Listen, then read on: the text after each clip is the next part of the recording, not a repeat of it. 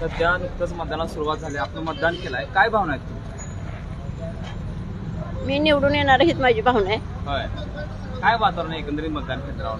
वातावरण तर सगळ्या 100% आम्हाला प्रतिसाद आहे मतदार लोकांचा. होय, विकास म्हणून किंवा काय कामं असणार आहे आता समजा निवडून आला तर काय करणार? मी नगराध्यक्षा खुर्चीवर बसल्यानंतर पहिल्यांदा महिलांच्या अडचणी हे करणार. महिलांच्या ज्या अडचणी आहेत, मी आता प्रभागात फिरत असताना प्रत्येक महिलांनी मला अडचणी सांगितले. मी प्रत्येकांना सांगितले, तुम्ही तुमची काय तक्रार आहे तुम्ही लेखी अर्ज लिहा आणि त्याच्यावर सगळ्यांच्या सह्या करून माझ्यापर्यंत पोहोच करा आणि मी तुमचं ते काम करणार. कोणती पण तक्रार असू द्या, गटार असू द्या, स्वच्छतागृह असू द्या, मोटारे असू द्या, बाकीचं प्रभागातल्या तुमच्या कोणत्या कोणत्या अडचणी आहेत त्या सगळ्यांना मी सामोरे जाण्यासाठी नगराध्यक्ष पदाची भूमिका घेतलेली आहे. आत्तापर्यंत 25 वर्ष त्यांच्या हातात, सत्ताधिकाऱ्यांच्या हातात सत्ता होती, पण हे तुमचं काय विजन केलं, तुमचं काय केलं, तुम्ही काहीच केलं नाही त्यांनी. तर तुम्ही मला एक बार एवढं निवडून द्या आणि मी तुमचं काम केल्याशिवाय राहणार नाही, हेच माझं ध्येय राहील. आमदार आपल्या विरोधात आहेत, काय वाटतं आपल्याला?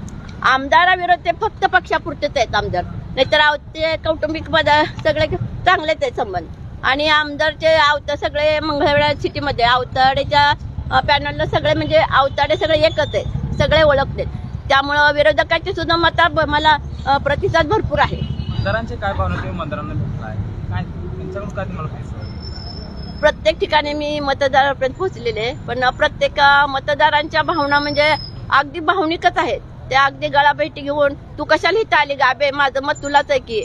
आणि सगळ्यांनी जवळजवळ 90% मला प्रतिसाद दिलेला आहे, महिलांनी पण, महिला पण आणि पुरुषांनी पण. ही इलेक्शन पुढे ढकललं, त्यामुळे आमचा चांगला चान्स आलेला आहे. पहिला आम्ही निवडून येणारच होतो, पण आता आम्हाला जास्त मताने आम्ही निवडून येणार आहे. तुम्ही आता नगराध्यक्ष पदाची उभा राहिला आणि स्वतःचं मतदान